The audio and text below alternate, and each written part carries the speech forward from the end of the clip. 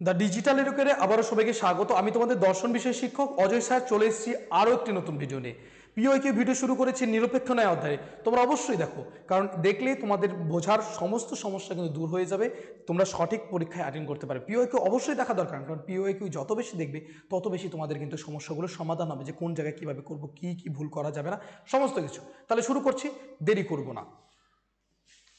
দেখো 2019 সালে 18 সাল পর্যন্ত এর আগের দিন করেছি। 2019 সালে যে প্রশ্ন এসেছে যে সি নাম্বারে থাকবে, তাহলে সি এর এক আমরা অ্যাটেন্ড করব। তাহলে কি বলেছে দেখো, বলেছে কলকাতা ভারতের অন্তর্গত, দুবাই ভারতের অন্তর্গত নয়, সুতরাং দুবাই কলকাতার অন্তর্গত নয়। তাহলে দেখো আমরা এটাকে অ্যাটেন্ড করবো। এবার আমরা জানি যে সুতরাং জাতীয় শব্দ, সুতরাং, অতএব, তাই, এই জাতীয় শব্দ থাকা মানে সেই বাক্যটাই হবে আমাদের সিদ্ধান্ত। তাহলে প্রথমে লিখে নিতে হবে কী হবে বলো তো, আদর্শরূপ। কি লিখে নিতে হবে আমাদেরকে? আদর্শরূপ। তাহলে আদর্শরূপ যদি আমি লিখি, আদর্শরূপ লিখলাম। এবার আদর্শরূপ আমরা আগে সিদ্ধান্ত করার সময় আমরা কি করি, সিদ্ধান্ত করার সময় আমরা অবশ্যই সুতরাং চিহ্ন দেবো, আর অবশ্যই বচনগুলো পাশাপাশি লিখবো। তাহলে দুবাই কলকাতার অন্তর্গত নয়, তাহলে দুবাই একটা বিশেষ নাম, দুবাই নয় কলকাতার অন্তর্গত, কলকাতার অন্তর্গত। দুবাই নয় কিসের অন্তর্গত? কলকাতার অন্তর্গত। হলো, এটা কোন বচন? ই বচন। কোন বচন এটা? ই বচন। তারপরে দেখো এখানে আমাদের কিন্তু এসপি বেরিয়ে গেল, তাহলে এখানে কিন্তু এটা হচ্ছে এস, এটা হচ্ছে আমাদের কিন্তু পি, তাই না? এবারে যদি দেখো আমাদের দুবাইকে দেখে আমরা কিন্তু অপ্রধান আশ্রবাক্য বের করতে পারি। তাহলে দুবাই কোথায় আছে? এই যে দুবাই ভারতের অন্তর্গত নয়, তাহলে দুবাই নয় ভারতের অন্তর্গত, আমরা বচন করে নিচ্ছি, দুবাই নয় ভারতের অন্তর্গত। তাহলে এটা কোন বচন? ই বচন। কমপ্লিট, একদম চুটকির মধ্যে আমরা এগুলো করতে পারছি। লাস্ট একটা হচ্ছে কলকাতা ভারতের অন্তর্গত, তাহলে কলকাতা হয়, এটা কিন্তু নয় হয় ভারতের অন্তর্গত, ভারতের অন্তর্গত, তাহলে এটা কোন বচন? এ বচন। তাহলে দেখো বচন নিমেষের মধ্যে কমপ্লিট। আমরা আপনাদের পদগুলোর নাম লিখে নেব।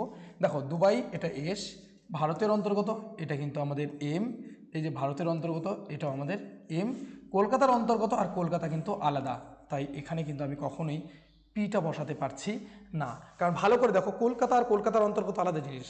একটা হচ্ছে কলকাতার প্রপার, কলকাতার নাম দেওয়া হচ্ছে, আর কলকাতার অন্তর্গত মানে কলকাতার ভিতরের জিনিস, এটা কখনোই কিন্তু আমি একই ধরতে পারছি না। তাহলে এটা দেখেই কিন্তু বোঝা যাচ্ছে যে এটা কিন্তু একটা দোষের মধ্যে ঢুকে যাচ্ছে। সেটা হচ্ছে এখানে পদ পরিমাণ, পদের সংখ্যা কিন্তু 3-এর বেশি চলে এসেছে। কি এসেছে? 3-এর বেশি এসেছে। এর যদি আমি সংস্থানিক রূপ করতে চাই, সংস্থানিক রূপ কিন্তু আমার হবে না। সংস্থানিক রূপ যদি দেখো এখানে কিন্তু হবে না। আমি যদি 3টা দাগও দিই, এখানে এসপি রয়েছে, এখানে এসএম রয়েছে, কিন্তু এখানে কি রয়েছে? এম রয়েছে, কিন্তু আমাদের এখানে কিন্তু আমি পি দিতে পারছি না, কারণ পি কিন্তু এখানে এক নয়। তাহলে এখানে আমি জুড়ে দিলেও সেটা কিন্তু সংস্থানটা রূপ নিচ্ছে দ্বিতীয় সংস্থান, তবুও কিন্তু আমি আঁকতে পারছি না, কারণ এখানে কিন্তু পিটা এক নয়, এখানে পদের সংখ্যা কি রয়েছে? বেশি রয়েছে। তো এখানেই আমি প্রথমেই পয়েন্ট করব। কি পয়েন্ট করব বলো তো? সংস্থান। সেই সংস্থান পয়েন্ট করার পরে একদম ক্রস চিহ্ন দেব, বা যেহেতু এখানে দ্বিতীয় এসছে তুমি কিন্তু এখানে দ্বিতীয় সংস্থান লিখতে পারো, কারণ যখন চারিপদ গঠিত দোষ হয় তখন কিন্তু সংস্থান না লিখলেও চলে। তারপরে বিচার তো আমরা বুঝেই গেছি, আমাদের আর কোনো কিছু বিচার করার দরকার নেই, কারণ এটা আমাদের প্রথম নিয়মই লঙ্ঘন করেছে যে একটি নিরপেক্ষ ন্যায়ে আমাদের 3টি পদ থাকবে। কয়টি পদ থাকবে? 3টি, তার বেশিও নয় কমও নয়। এখানে 3টি পদের বেশি রয়েছে এখানে, কারণ কি? দুবাই একটা পদ, কলকাতার অন্তর্গত একটা পদ, ভারতের অন্তর্গত একটা পদ, কলকাতার নিজে আরেকটা পদ। তাহলে দেখো 4টা পদ রয়েছে, 3টা পদের জায়গায় 4টা পদ, তাহলে কি? চারিপদ গঠিত দোষ, এটা নিয়ম বিরুদ্ধ, তাহলে এখানে এটা হবে অবৈধ। কি লিখবো? অবৈধ। এবার অবৈধ হওয়া মানে মূর্তি যদি দেখি, মূর্তি কি হবে বলো তো? মূর্তি এখানে দেখো এ ই, এটা কোন সংস্থান এসেছে? 2। তাহলে গেল দোষটা লিখে দাও। দোষ হচ্ছে আমাদের কিন্তু চারিপদ ঘটিত দোষ, চারিপদ ঘটিত দোষ। 4টা পদ থাকার জন্য এখানে দোষ হয়েছে, বাস শেষ।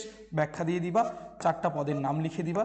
4টা পদ হচ্ছে, 1 নম্বর হচ্ছে দুবাই, 2 নম্বর হচ্ছে কলকাতার অন্তর্গত, 3 হচ্ছে আমাদের ভারতের অন্তর্গত, আর 4 হচ্ছে কলকাতা। ব্যাস 4টা পদ তোমরা পেয়ে গেলে, ব্যাস এটা শেষ। তাহলে কি সহজ না বলো তো? কমেন্ট করে জানাও সহজ লাগছে না কঠিন লাগছে। অবশ্যই কিন্তু আশা করছি সহজ লাগছে, আর আমি তোমাদের কাছে সহজ করেই কিন্তু উপস্থাপন করার চেষ্টা করছি। তাহলে এটা দেখে নাও, শেষ। ব্যাখ্যা শেষে লিখে দেবে, যেমন করে চারিপদ গঠিত দোষে তোমাদের ব্যাখ্যা শিখিয়েছি। ঠিক আছে, চলো নেক্সট। এবারে নেক্সট করবো আমরা। নেক্সট যদি করি আমরা সি এর 2 নাম্বার করব। কত নম্বর? 2 নাম্বারটা। 2 নাম্বার কী আছে? কোনো মাছ পাখি নয়, কারণ মাছেরা সরীসৃপ নয়, এবং কোনো সরীসৃপ কী নয়? পাখি নয়। তাহলে দেখো একটা জিনিস, এখানে কারণ রয়েছে এবং রয়েছে, তো কারণের আগের বাক্যই আমাদের কি সিদ্ধান্ত আমরা জানি। তাহলে আদর্শ রূপ লিখি। এগুলো করতেও খুব মজা লাগে জানো, তোমরা যারা দেখছো আমাদের মানে আমরা করতে করতে এত ভালো লাগে, এখন মনে হয় শুধু এগুলোই করি।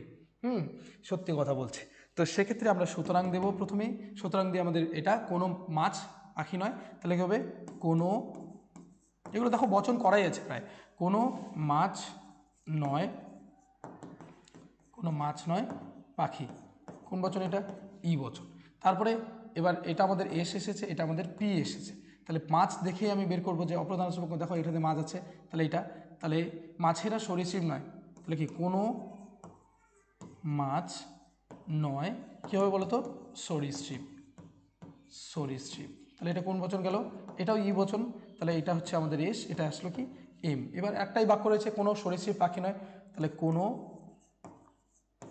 সরীসৃপ, এগুলো সহজ আছে, কোনো সরীসৃপ নয় পাখি, এটাও ই বচন, এটা হচ্ছে আমাদের কি বলতো? এম, এটা হচ্ছে আমাদের কি পি। তাহলে সংস্থানিক রূপ করো, এখানে পয়েন্ট করে সংস্থানিক রূপ, বারবার বলছি নিচে করবে এগুলো, সংস্থানিক রূপ। তাহলে সংস্থানিক রূপ যদি তোমরা করো, তাহলে 3টা দাগ নিয়ে নিতে হবে, কারণ দুটো আশ্রয়পক্ষ, এটা এস পি, ঠিক আছে?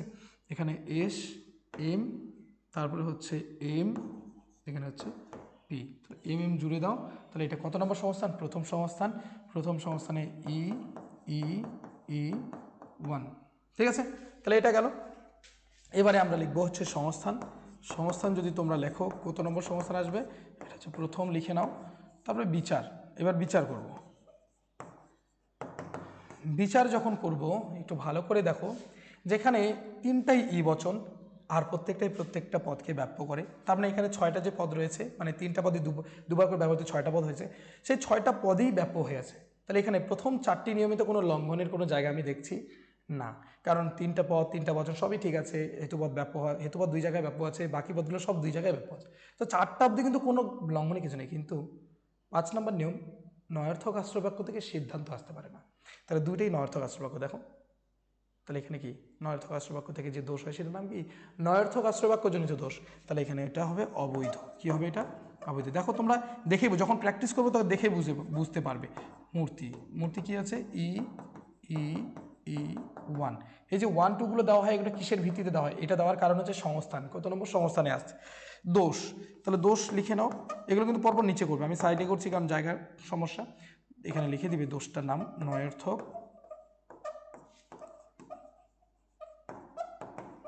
আশ্রয়বাক্য জনিত দোষ। নয়ার্থক আশ্রয়বাক্য জনিত দোষ হয়ে গেল।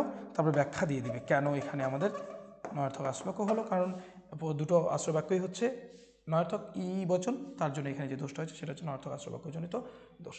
তারপরে দেখো এখানে অথবা দিয়ে যে প্রশ্নগুলো হচ্ছে, যারা লজিক অ্যাটেন্ড করবে না, নিরপেক্ষ নেয়, যেটা এর আগে সালি ছিল, তারপর হচ্ছে অবৈধ পক্ষ দোষ, এগুলো সুন্দর করে আলোচনা করা আছে, সেখান থেকে তোমরা লিখে দিতে পারো, ঠিক আছে?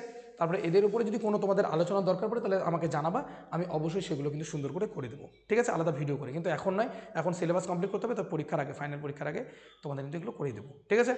তাহলে এই পর্যন্তই। আমি দেখতে পাচ্ছি 8 থেকে 9 মিনিটের মধ্যেই তোমাদের কিন্তু এই ক্লাস শেষ। তাহলে দেখো 8 নম্বরের জন্য 8 মিনিট যথেষ্ট, তাহলে লজিক করো, আমি বারবার বলি লজিক লজিক লজিক, তাহলে তোমরা কিন্তু 80তে 80 পাবে, ওদিকে 20 নম্বর প্রজেক্ট 100 নম্বর কিন্তু পাবে। আর এই যে ফিলোসফি বিষয়টা কিন্তু রেজাল্টের বুস্টার, যেটা কিন্তু রেজাল্টটাকে এই জায়গা থেকে এই জায়গায় নিয়ে যেতে সহযোগিতা করে। তাই অবশ্যই ফিলোসফিকে গুরুত্ব দিয়ে পড়ো। আমি তোমাদের পাশে আছি, তোমাদের অজয় স্যার তোমাদের পাশে আছে, দ্য ডিজিটাল এরিয়া তোমাদের পাশে আছে, চিন্তার কোনো বিষয় নেই। তাহলে কি দেখা হচ্ছে আরও একটি নতুন ভিডিওতে নতুন সালকে নিয়ে। ততক্ষণ পর্যন্ত ভালো থাকবে, সুস্থ থাকবে, রোজ ভিডিও যাবে, তোমরা দেখতে থাকো, তোমরা দেখছো না সবাই, ঠিক আছে? তাহলে দেখা হচ্ছে। Thank you so much.